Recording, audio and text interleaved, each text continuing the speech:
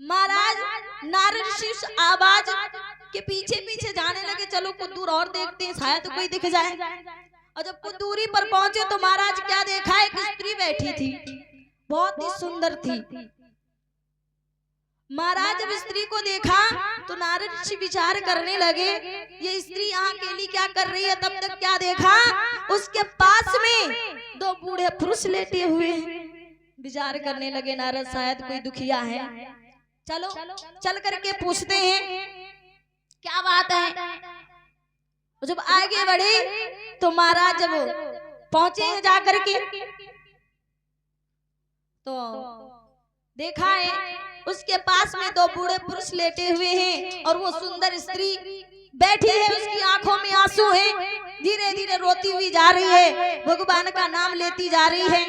नारद ऋषि कहने लगे अब हम क्या पूछे इनसे, पता नहीं कैसी स्थिति में बैठी है। लेकिन महाराज नारद ऋषि कहने लगे पूछना तो पड़ेगा ही, शायद मैं इनकी कोई मदद कर सकूं। तो नारद ऋषि आवाज लगाने लगे, है सुंदरी क्या कारण है, क्या बात है, तुम इस वन में क्या कर रही हो, इस जंगल में कोई तो नहीं दिखाई दे रहा है, क्या परेशानी है। और जब इतनी बात देखी तो आज जो स्त्री बैठी थी तरुणी नाम की, तो आज नारद ऋषि को देखा तो प्रणाम किया। आई महाराज, महाराज नारद ऋषि कहने लगे हे देवी आप यहाँ क्यों बैठी हो, क्या परेशानी है आपको, कोई परेशानी है, कोई चिंता है। और ये जो पुरुष लेटे हुए हैं ये कौन है आपके। तो महाराज जब इतनी बात नारद ऋषि ने कही तो तरुणी मैया हाथ जोड़ कर कहने लगी नारद ऋषि आप पहले शख्स हो जो आकर के मेरा दुख पूछ रहे हो। आंखों में आंसू लेकर के कहने लगी है महाराज आप पहले शख्स हो जो हमारा दुख पूछ रहे हो, हमारे हालात पूछ रहे हो। नारद ऋषि कहने लगे ऐसी बात नहीं है भैया, आप बताओ आप इतना परेशान क्यों हो और ये पुरुष कौन है। तरुणी मैया कहने लगी महाराज मैं दुख की मारी हूँ, मैं दुखिया हूँ, आप हमें देवी कह रहे हो, सुंदरी कह रहे हो। महाराज नारद ऋषि कहने लगे मैं जो देखूंगा वही तो कहूंगा। तरुणी कहने लगी महाराज क्या बताएं, क्या बताएं आपसे, कैसे कैसे दुख झेल करके मैं यहाँ पर पड़ी हूँ। नारद ऋषि कहने लगे दिक्कत क्या है, आप हमें परेशानी बताओ, शायद मैं आपकी मदद कर सकूं।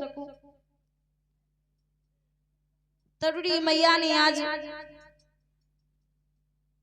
कहने लगी है महाराज सुनना चाहते हो तो सुनो, आप मेरे बारे में जानना चाहते हो कि मैं कौन हूँ और ये जो बूढ़े पुरुष हैं ये कौन है। तो आज वो तरुणी मैया बोली सुनो,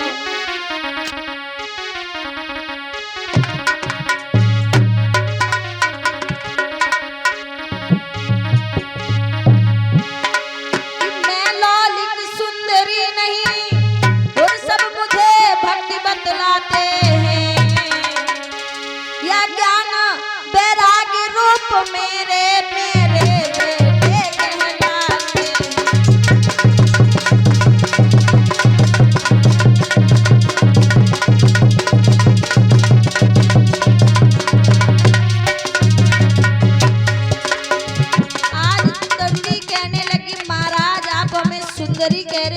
सुंदरी नहीं हूँ, मैं भक्ति के नाम से जानी जाती हूँ। जिन्हें आप बूढ़े पुरुष कह रहे हो ये पुरुष नहीं, ये मेरे बेटे हैं।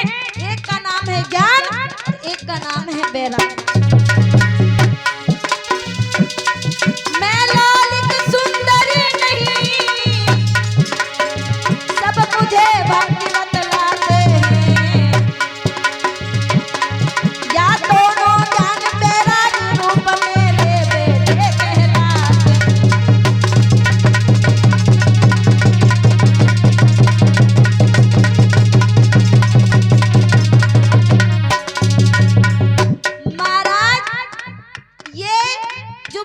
बेटे हैं जिन्हें आप बूढ़े पुरुष कह रहे हो, ये ऐसे पहले नहीं थे, कब से हो गए महाराज? द्वापर तक भरी जवानी थे आप दोनों आते हैं, लेकिन कलयुग के आते ही बेटे गिर गए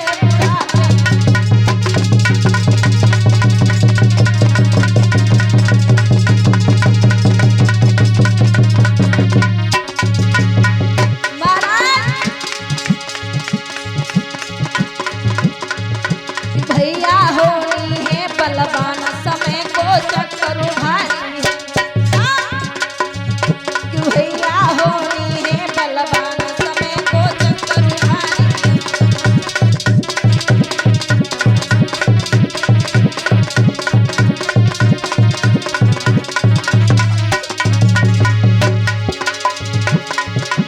चक्कर भारी है कि चक्कर भारी है कि भैया चक्कर भारी है, कि भैया होनी है बलवान समय को चक्कर भारी है।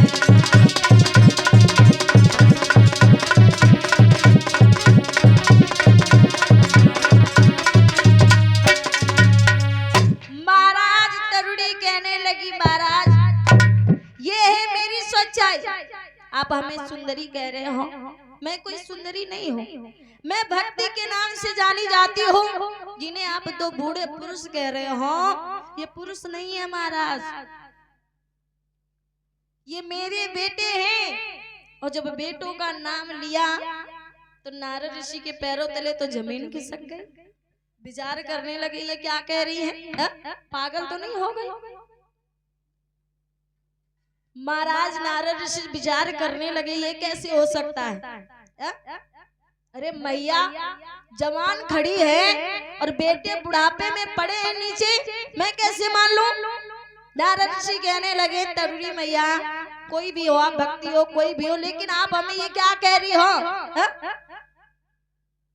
मैं कैसे मान लूं? अरे मैं जो देख रहा हूं मैं वही तो कहूंगा, ये बेटे तुम्हारे कैसे हो सकते हैं?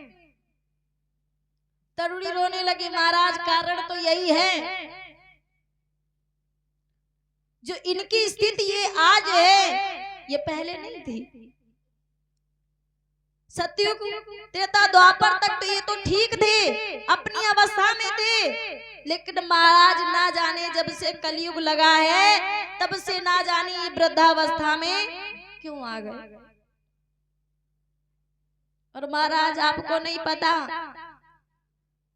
ये दशा हमारे वेदों के कारण हुई है। जब ये दोनों अच्छे थे तब तो जीवन सुखी से कट रहा था, और जब से इनकी दशा ऐसी हो गई हम कहां से कहां आ गए। मेरे घर वालों ने, मेरे परिवार वालों ने, सबने विसार दिया, यहाँ तक गांव वालों ने भी रहने नहीं दिया। कहां जाऊं मैं तो एक माँ हूँ, और माँ अपने बच्चों को कौन सी स्थिति पे नहीं छोड़ सकती। माँ के बेटे चाहे जैसे भी हो वो उन्हें विसार नहीं सकती। ममता ऐसी चीज होती है महाराज। नारद ऋषि के सामने रो रही है, क्या करें महाराज, कहाँ जाएं, किनसे कहें अपने दुख की कहानी। नारद ऋषि विचार कर रहे हैं, वो दृश्य देख करके उनकी तो समझ में नहीं आ रहा है कि मैं क्या जवाब दूं। तरुणी कहने लगी, महाराज आप तो चुप हो गए, लेकिन हम पे तो बीत रही है, हम किससे कहे। हमें कितनी शर्मिंदगी महसूस हो रही होगी कि जिनके बेटे बुढ़ापे में हो और मैया की भरी जवानी हो, उसको तो मरने का कहीं ठिकाना ही नहीं हो सकता। महाराज किसके आगे मुंह दिखाएगी। और क्या बता रही मैया, ऋषिराज बात है लज्जा की, हाँ